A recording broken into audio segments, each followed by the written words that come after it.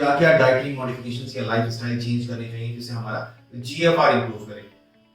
This GFR आप चाहे वो सीकेडी 5 कैटेगरी में हो, सीकेडी 4 कैटेगरी में हो, या सीकेडी 3 कैटेगरी में हो, या सीकेडी 2 कैटेगरी में हो, अगर आप ये डिसिप्लिन रहेगी डाइटरी और लाइफस्टाइल में कि हम I will stick to this lifestyle and dietary habits, तो आपका डेफिनेटली जीएफआर इंप्रूव होगा। So the first recommendation from my and will be eat more of the vegetables and less amount of the animal protein, खासकर meat. So मैंने पिछले पुराने videos में बताया था कि increase creatinine levels and low GFR एक साथ बैलेंस होता है, almost वो hand in hand. So one issue generally अगर low GFR है तो आपका creatinine increase करेगा। या एनिमल प्रोडक्ट्स में खासकर क्रिएटिनिन सप्लीमेंट्स होते हैं या कुछ क्रिएटिन होते हैं या क्रिएटिन होते हैं, तो आपको animal products in the form of animal product, B it dairy product और बी इट एनिमल प्रोटीन, आपको अपने रिस्ट्रिक्ट करना है अपने डाइटरी कंजम्पशन में। फॉर आपको इसके लिए एक डाइटिशियन, जो इसको कहते हैं लीनर डाइटिशियन, से मिलना important. So plant based source of food on the other hand, अगर प्लांट बेस्ड फूड है चाहे वो डू नॉट कंटेन, इसका मतलब होता है ये है कि उनमें अमूमन नेचुरल वे में क्रिएटिनिन और क्रिएटिन नहीं होता। सो अगर आप maintaining A largely vegetarian diet can also help you to decrease the risk factors for the CKD. Now, what are the risk factors for the CKD? Most important risk factor is diabetes और दूसरी तरफ blood pressure. So these two contributes for more than 50% से ज़्यादा लोग इन दोनों चीज़ों से ग्रस्त होते हैं, जिसको हम डायबिटीज बोलते हैं, जिस most common cause of CKD, chronic kidney disease, and दूसरा हाई ब्लड प्रेशर। तो अगर आप वेजिटेरियन हाई फाइबर डाइट लेते हो या वेजिटेबल प्रोटीन लेते हो तो वो भी ठीक है। थर्ड मोस्ट इंपॉर्टेंट फैक्टर्स जो होता है खासकर इन पेशेंट्स में जिनमें हाइपरटेंशन भी होता है, there are frequent smokers. So the other thing you need to do is quit smoking. So what happens is smoking की वजह से आपका ब्लड प्रेशर एग्रीवेट होगा, of course the degree of atherosclerosis और इंजरी जो होती है ब्लड वेसल्स में वो ज्यादा बढ़ जाती है, जिसकी वजह से आपके ब्लड वेसल्स बहुत ज्यादा हेल्दी नहीं रहते, end of course the kidney damage के लिए वो एक इंसाइड की वजह से। तो maintain healthy blood pressures is very important aspect. आप अपनी सिगरेट स्मोकिंग या निकोटीन इंटेक कम करें। So the most important aspect of dietary modification is try A low salt diet. जैसे मैंने आपको बताया कि डैमेज किडनी है जो पहले से ही सीकेडी में है, उसके लिए एक सोडियम एक्सक्रीशन करना बहुत ही डिफिकल्ट काम होता है। सो कोई भी डाइट जिसमें सॉल्ट की मात्रा ज़्यादा है वो ऑलरेडी हाइपरटेंशन करेगा या अपने कंडीशन को एग्रीवेट करेगा और आपके जीएफआर को डिक्रीज करेगा। सो add on salt is something which is not recommended. दूसरी चीज़ है कि low salt intake करते हैं। So you should also eat more of the home cooked meal rather कि आप processed meal या package या box dinner ले रहे हैं। So इस तरह की जो पैकेट meals होते हैं या पैकेट products होते हैं, इसमें बहुत ज़्यादा सोडियम कंटेंट होता है, आपको उसमें पोटेशियम कंटेंट भी also high in कुछ ऐसे प्रिजर्वेटिव मिले रहते हैं जिनमें ये सब मिनरल्स की ज़्यादा होती है और दीज आर ऑल डेंजरस। ये आपकी किडनी हेल्थ के लिए बहुत ज़्यादा डेंजरस है, खासकर जो प्रिजर्वेटिव उनको नॉर्मल या हेल्दी करने के लिए बॉक्स में मिलाए जाते हैं। इसलिए packet drinks and packet foods is something जो आपको अपने डाइटरी हैबिट में चेंज करना है। So try to have at least try to stick to homemade foods. दूसरी इंपॉर्टेंट चीज, जैसे मैंने आपको बताया कि पैकेटेड ड्रिंक्स या पैकेटेड फूड में potassium level and phosphorus level high होता है, जो आपके किडनी सिम्टम्स के लिए एंड किडनी हेल्थ के लिए बहुत डेंजरस होता है, खासकर सीकेडी पेशेंट्स में। आपका जीएफआर बहुत ज्यादा कम हो तो वो ये जो फास्फोरस एंड पोटेशियम आता है जो बहुत ही मुश्किल होता है किडनी के लिए फिल्टर कर पाना, खासकर उन मरीजों में जिसमें पहले से ही किडनी वीक है। तो ऐसे कोई भी फूड प्रोडक्ट्स या पैकेटेड फूड जिसमें पोटेशियम हाई है या फास्फोरस हाई है, उसको हमें दूर रखना चाहिए अपने फूड हैबिट से। अभी हमारे बहुत सारे मरीज पूछते हैं कि डॉक्टर साहब ये बताइए कि पोटेशियम रिच फूड होते क्या हैं। तो मैं आपको बता दूं कि कुछ ऐसे फूड होते हैं जिसमें पोटेशियम बहुत ज्यादा होता है। अगर ऐसे मान के चलें तो sweet potato, white beans, yogurt मतलब दही, ऑरेंज जूस, ब्रोकली, इसमें पोटेशियम बहुत होता है, banana, pork, milk, fish, something like salmon जिसको हम बोलते हैं, और पिस्ताचियो, रेसिन्स होते हैं, या चिकन होता है, या टूना होता है, इसमें पोटेशियम बहुत होता है, तो हमें इन चीज़ों को अवॉइड करना चाहिए। दूसरे जो हम फास्फोरस रिच फूड होते हैं जिसको हम बोलते हैं, वो होते किसमें, तो फास्ट फूड सारे जितने भी हैं, चाहे हम बर्गर ट्राई कर रहे हैं या जितने भी फास्ट फूड हम लेते हैं, मिल्क में फॉस्फोरस बहुत होता है, योगर्ट, हार्ड चीज में बहुत होता है, कॉटेज चीज, आइसक्रीम में बहुत फॉस्फोरस होता है, तो ये चीजें अवॉइड करनी चाहिए। कोई ब्रेड है या प्रोसेस मीट है जिस बॉक्स में आ रहा है, चॉकलेट है, चाहे वो forms in the form of caramel है या आइसक्रीम लेते हो आप, कोलास में फॉस्फोरस बहुत होता है। दूसरा फ्लेवर्ड वाटर होता है जैसे सोडा, इसमें इन चीज़ों में बहुत ज़्यादा फॉस्फोरस होता है, तो इन चीज़ों को हमें कम लेना चाहिए। बहुत सारे ऐसे सवाल हमारे पास पूछे गए कि नेटल लीफ की या ग्रीन टी पीने से क्या होगा और जीएफआर हमारा इंप्रूव करेगा। तो बहुत सारे ऐसे स्टडीज में देखा गया है कि 1 या 2 cup of nettle leaf tea आपके क्रिएटिनिन को बढ़ने से रोकता है और has got some beneficial effect. अब इसमें बहुत सारी स्टडीज हमारे पास है नहीं और हमारे पास एक कॉन्क्रीट एविडेंस नहीं है कि वेदर ये ग्रीन टी या नेटल लीफ टी हमें क्रिएटिनिन को इंप्रूव करेगा और हमारे क्रिएटिनिन को कम करेगा और हमारे जीएफआर को इंप्रूव करेगा। तो ये कॉन्क्रीट मेडिकल और साइंटिफिक एविडेंस है। Now the sixth important modifications जिसको हम लाइफस्टाइल मॉडिफिकेशंस कहते हैं, वो बहुत इंपॉर्टेंट होता है।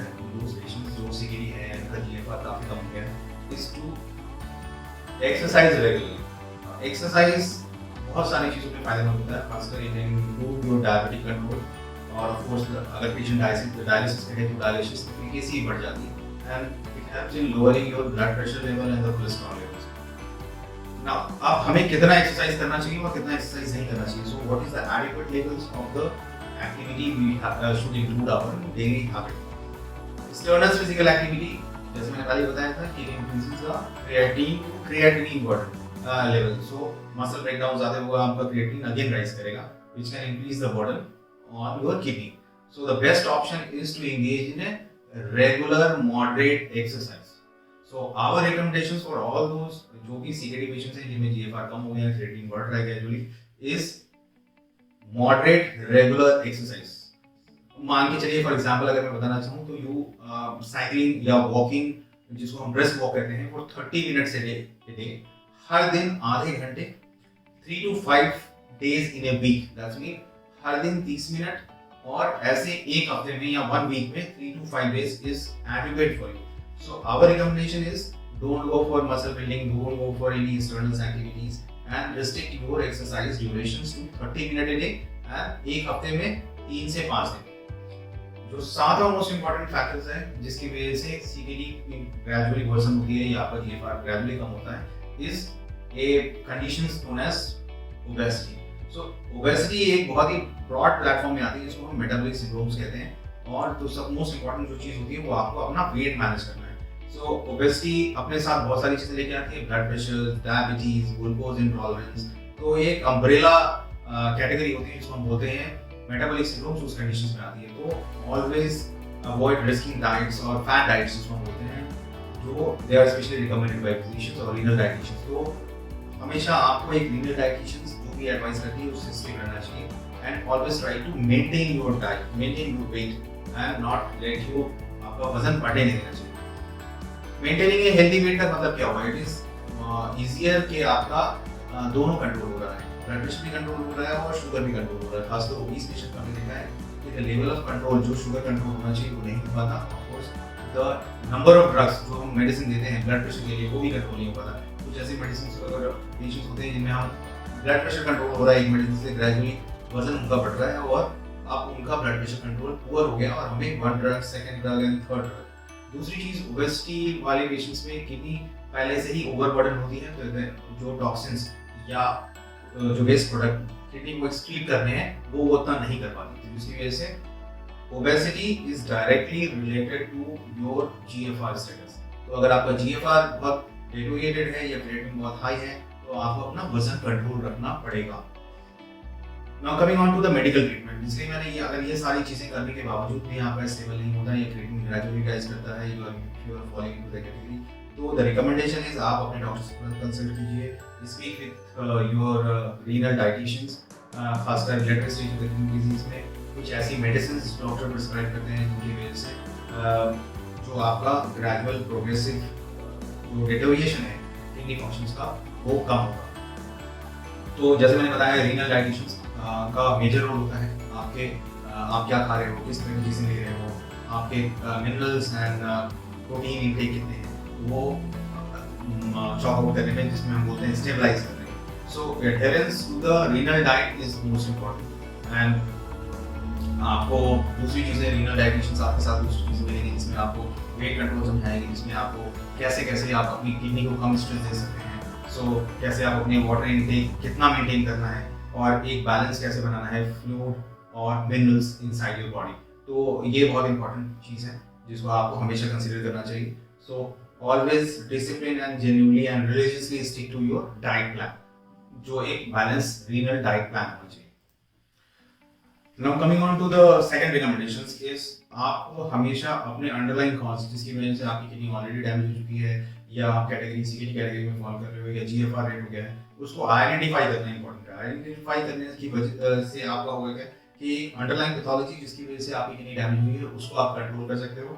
दूसरा, उसकी वजह से जो दूसरी चीजें डेवलप हो रही हैं उसको आप कंट्रोल कर सकते हो. लाइक अगर ब्लड प्रेशर है या हाई ब्लड प्रेशर या हाइपरटेंशन की शिकायत है और वो अनकंट्रोल रहता है, उसी तरह किसी का डायबिटीज कंट्रोल में नहीं है, there is a greater degree of fluctuation sugar level में, तो इसको आपको आइडेंटिफाई करना है कि ये प्रोग्रेसिव जीएफआर डिटर्मिनेशन की वजह क्या है.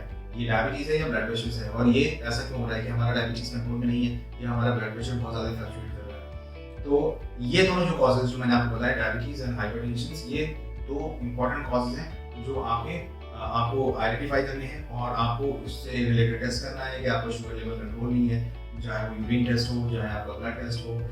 कभी कभी हम ऐसे मरीजों में प्रिस्क्राइब करते हैं अल्ट्रासाउंड देखने के लिए कि किडनी का स्टेटस क्या है, किडनी कितना काम कर रही है, परफॉर्म हो, तो इसमें साइज डिविएशंस कैसे हैं, उनमें उसमें आर्ट उसमें इकोजेनिसिटी कितनी है.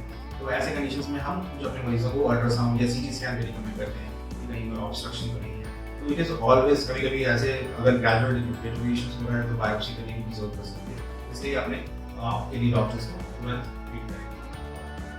So now coming on to the end stage renal disease और GFR आपका अगर 15 से कम हो गया है, you have entered into the category जिसको बोलते हैं renal failure. और उस renal failure या end stage renal disease हमारे पास सिर्फ दो ऑप्शन है. डायलिसिस, जो सारे फिल्टर्स वेस्ट प्रोडक्ट जो हमारे बॉडी में या एक्सेसिव फ्लूइड जो हमारे बॉडी में रिटेन हो रहा है तो उसको फिल्टर करता है और हमें एक टेम्पोररी सपोर्ट मैकेनिज्म देता है ताकि हमारी किडनी स्टेबल रहे और क्रिएटिनिन अननेसेसरी डेंजरस लेवल पे नहीं पहुंचे. तो जैसे मैंने अपने पुराने वीडियोस में बताया था कि it can be done through a haemodialysis, through blood dialysis और through a peritoneum dialysis through a TT catheter, that is a small tube which is placed inside your belly. The permanent method of ESRD or end stage renal disease, the permanent treatment जो होता है वो kidney transplant है. तो try to get yourself enrolled in a kidney transplant program. So always wait for kidney transplant because it is the ultimate cure for your end stage renal disease. Thank you.